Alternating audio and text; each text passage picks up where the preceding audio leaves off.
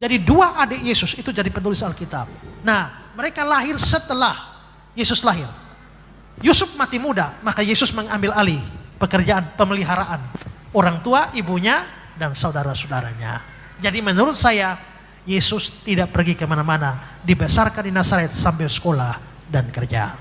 Itu menjadi teladan bagi anak muda sekarang, supaya rajin sekolah tapi harus bantu orang tua. Jangan hanya enak-enak saja ya.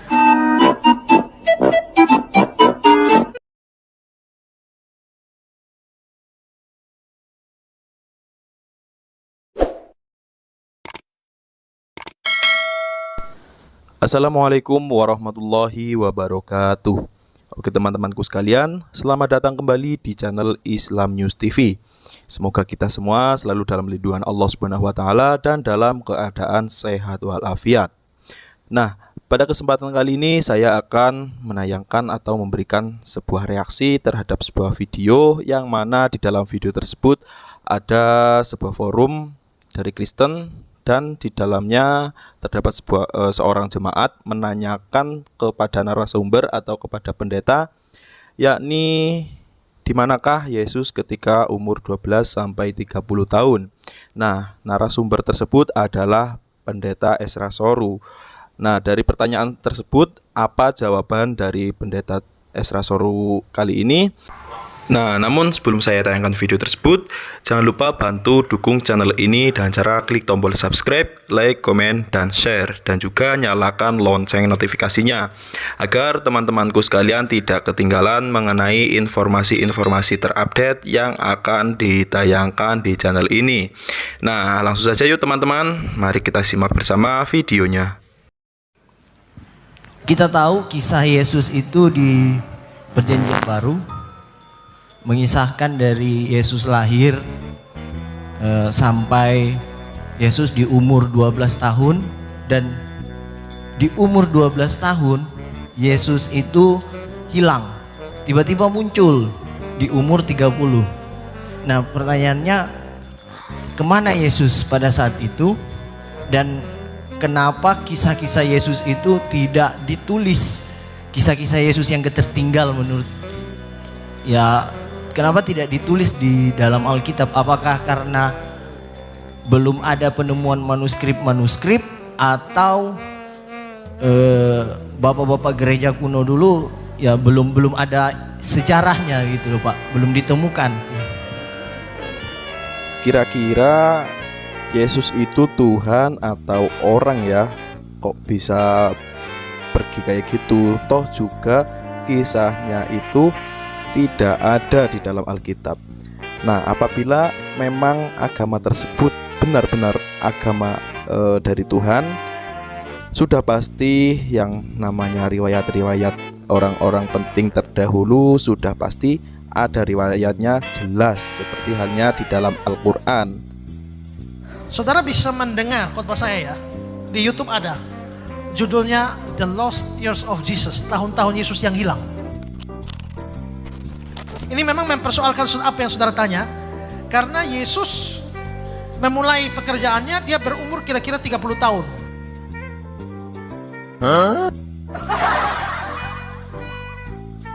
Ini agak lucu nih teman-teman. Jadi fik ya, yang dimaksud pendeta ini tidak layak disebut Tuhan. Dia adalah seorang nabi yang bertugas sebagai utusan Rohnya. Nah, bagaimana kelanjutannya? Yuk kita simak videonya.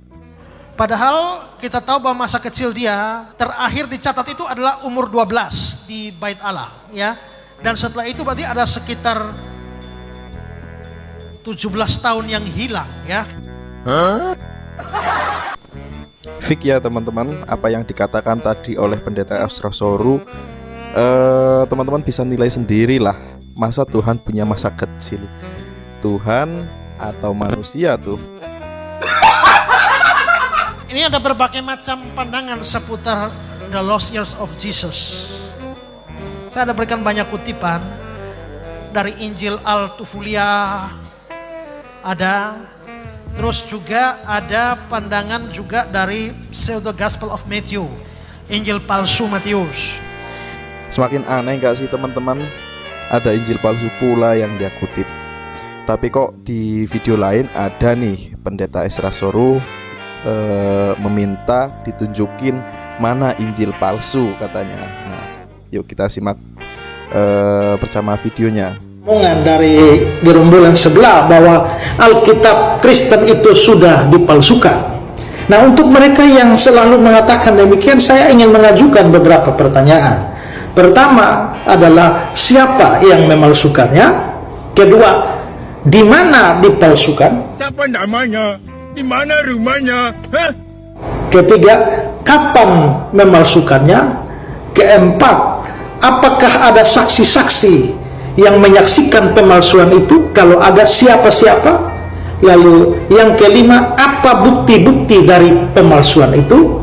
Dan yang keenam adalah di mana yang asli? Karena kalau yang ada sekarang ini dianggap palsu, berarti harus bisa menunjukkan dong yang asli. Kalau kamu tidak bisa menunjukkan yang asli, mana tahu dari mana ini palsu? Jadi silakan jawab pertanyaan itu semuanya, jangan hanya jawab satu. Kalau tidak, maka berhenti. Aneh banget sih ini pendeta. Satu video dia ngomong ada Injil palsu, di video yang lain dia minta tunjukin Injil yang palsu. Orang tiap tahun aja Injil itu mengalami revisi, ya berarti umat Kristen sendirilah yang memalsukan. 6 pertanyaan dari Pak Pendeta Ezra Soru saya akan jawab 1 kali jawaban untuk semua pertanyaan Pak Pendeta. Jadi begini Pak Pendeta, yang mempercayai bahwa Injil itu bisa dipalsukan justru umat Kristen sendiri Pak Pendeta, dengan mempercayai bahwa ada Injil palsu seperti Injil Barnabas, Injil Filipus, dan juga Injil Maryam dan Injil Thomas. Nah, dengan begitu secara tidak langsung kalian telah mengkonfirmasi bahwa ternyata Injil memang bisa dipalsukan. Tapi kalau Al-Quran, belum ada sampai sekarang Al-Quran yang palsu Pak Pendeta. Oh iya, mencari Injil yang asli itu bukan tugas kami, karena bagi kami sudah cukuplah Al-Quran sebagai penyempurna kitab-kitab sebelumnya. Kami sudah mempercayai bahwa memang ada Nabi terakhir, yaitu Muhammad SAW, yang memberikan kabar dengan Al-Quran, kitab suci terakhir, sebagai penyempurna kitab sebelumnya. Betul sekali dengan apa yang dikatakan oleh Umi Rifa. Jadi Injil itu memang bisa dipalsukan. Toh yang memalsukan juga orang-orang Kristen itu sendiri, karena tiap tahunnya Injil itu mengalami sebuah revisi. Kalau dibandingin dengan Al-Quran, ya sangat jauh lah perbedaannya. Al-Quran dari dulu hingga sekarang tidak ada yang namanya pembaruan atau revisi. Masih suci itu artinya, karena yang namanya Al-Quran itu Allah Subhanahu wa Ta'ala atau Tuhan orang Islam langsung yang menjaga, tidak seperti Injil, karena di dalam karena kitab tersebut selalu mengalami revisi-revisi ya teman-teman.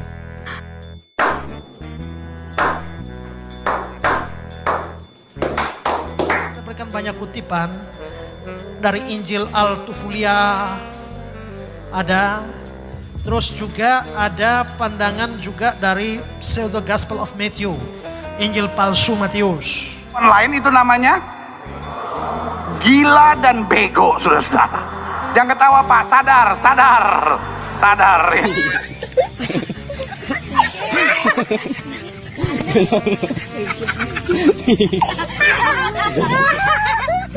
Juga ada The Gospel of Thomas, keterangan dari Injil Thomas. Yesus umur 5 tahun, apa yang terjadi? Ini semua. Yesus umur 6 tahun, umur 12 tahun. Lalu adalah The Life of Saint Isa, Nicholas Notovix. Seorang namanya Nicholas Notovix itu membuat buku The Life of Saint Isa. Juga ini Nicholas Notovix. Juga dalam bukunya The Lost Years of Jesus, dia mengatakan bahwa ada data bahwa Yesus itu sampai ke kota Tibet, di sebuah tempat yang bernama Lhasa di ibu kota Tibet, tepatnya biara yang bernama Biara Himis. Terdapat ribuan naskah kuno tentang kehidupan Nabi Isa di timur. Naskahnya bisa dipertanggungjawabkan itu Pak, maksudnya memang. Sebentar saya jelaskan. Ya. Ini kan panjang, jadi saya hanya melewati saja. Ini pembahasan saya. Setelah saya bahas panjang ini, saya tidak setuju dengan semua pandangan itu. Anak salah saya apa? Bahkan saya membantah pandangan Nicholas Natovics bahwa Yesus ada di Tibet. Juga saya membantah pandangan Anand Krishna bahwa Yesus itu pergi ke India untuk belajar hidup Buddha di sana. Ini tanggapan saya. Mengapa Alkitab diam? Alkitab diam ini karena, perhatikan Yohanes 2, 24-25. Dialah murid yang memberi kesaksian tentang semuanya itu, dan dia telah menuliskannya, dan kita tahu bahwa kesaksian itu benar. Masih banyak hal lain lagi yang diperbuat oleh Yesus.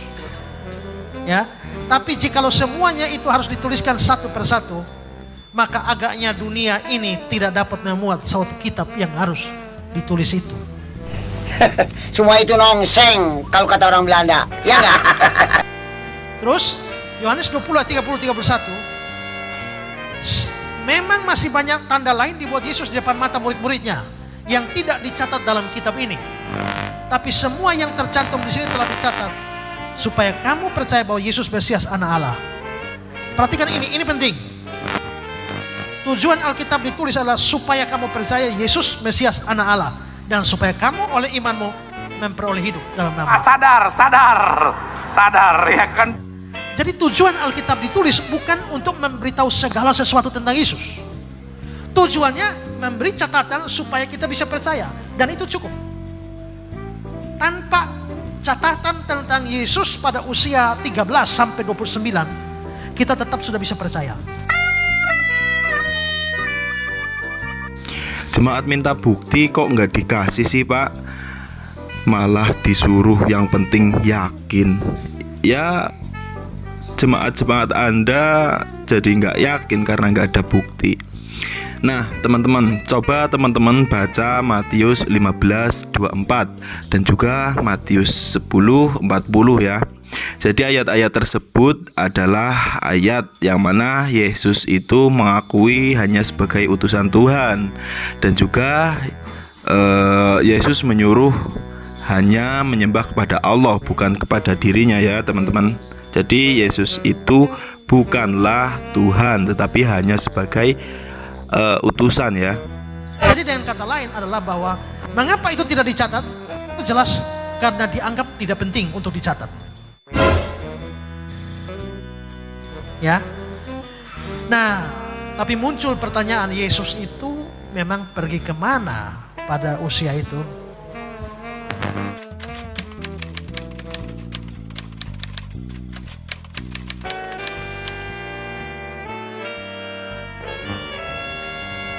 Ini saya bahas panjang lebar ini. Tapi kesimpulan saya adalah Yesus tidak kemana-mana. Dia tetap tinggal di Nazaret. Ya, dia tetap tinggal di Nazaret. Pertama lihat Lukas 2:40. Anak itu bertambah besar, menjadi kuat, penuh hikmat dan kasih karunia Allah ada padanya. Dia pulang bersama-sama ke Nazaret dan dia tetap hidup dalam asuhan mereka. Dan Yesus makin bertambah besar. Jadi dari sini secara implisit Yesus besar di Nazaret. Karena itu dia dikenal sebagai Yesus dari Nazaret. Yesus orang Nazaret itu. Yesus orang Nazaret. Yesus orang Nazaret. So sweet. Tuhan ya Tuhan Pak, manusia ya manusia. Jangan Tuhan dijadikan manusia. Nazaret. Pasti karena dia memang besar di Nazaret. Perhatikan Lukas 4 ayat 16. Dia datang ke Nazaret tempat ia dibesarkan. Dan menurut kebiasaannya pada hari Sabat masuk rumah ibadah. Berarti Yesus memang besar di Nazaret. Biasa pada hari Sabat ke rumah ibadat, sinagog. Berarti memang Yesus tidak pergi kemana-mana. Dia bikin apa saja kalau begitu di Nazaret. Menurut saya dua hal. Pertama sekolah. Sekolah Yahudi. SD, SMP, SMA. Dia bersekolah. Pertama dia sekolah mikra namanya. Umur 5-10 tahun. Itu belajar Taurat. Di tempat namanya Bet Haseper, rumah buku. Ini semacam SD. Habis itu masuk Misna, itu umur 10-12. Habis itu masuk Talmud di usia 12-19. Ini semacam SMA. Habis itu untuk melanjutkan sekolah teologia mereka masuk yang namanya midras. Dari midras ini muncul madrasah. Jadi menurut saya Yesus sekolah, ikut sekolahnya Yahudi. Ini gimana nih teman-teman? Kalau menurut saya ini sih parah ini. Tuhan kok sekolah lah, terus gurunya itu siapa? Ini namanya pembodohan. Maka dari itu jemaatnya disebut para domba-domba yang tersesat, karena dibodohi terus oleh pendetanya. Kedua, dia sambil membantu mamanya karena kelihatannya bapaknya mati muda. Yusuf kelihatannya mati muda. Kita bisa tahu dari mana? Perhatikan Matius 13. Bukankah ia ini anak tukang kayu? Berarti yang tukang kayu siapa? Yusuf. Bukankah ia ini anak tukang kayu? Tapi versi Markus, bukankah ia ini tukang kayu? Berarti Yesus ambil profesi bapaknya. Sambil sekolah, kerja bantu orang tua untuk menghidupi adik-adiknya, karena Yesus punya adik.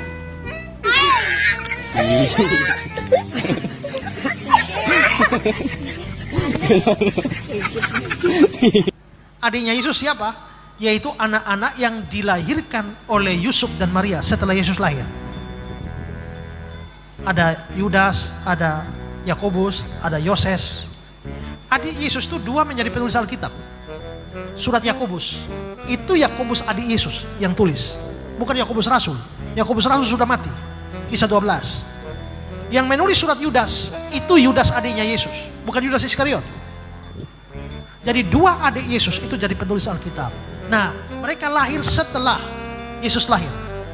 Yusuf mati muda, maka Yesus mengambil alih pekerjaan pemeliharaan orang tua, ibunya, dan saudara-saudaranya. Jadi menurut saya, Yesus tidak pergi kemana-mana, dibesarkan di Nazaret sambil sekolah dan kerja. Itu menjadi teladan bagi anak muda sekarang, supaya rajin sekolah tapi harus bantu orang tua. Jangan hanya enak-enak saja, ya.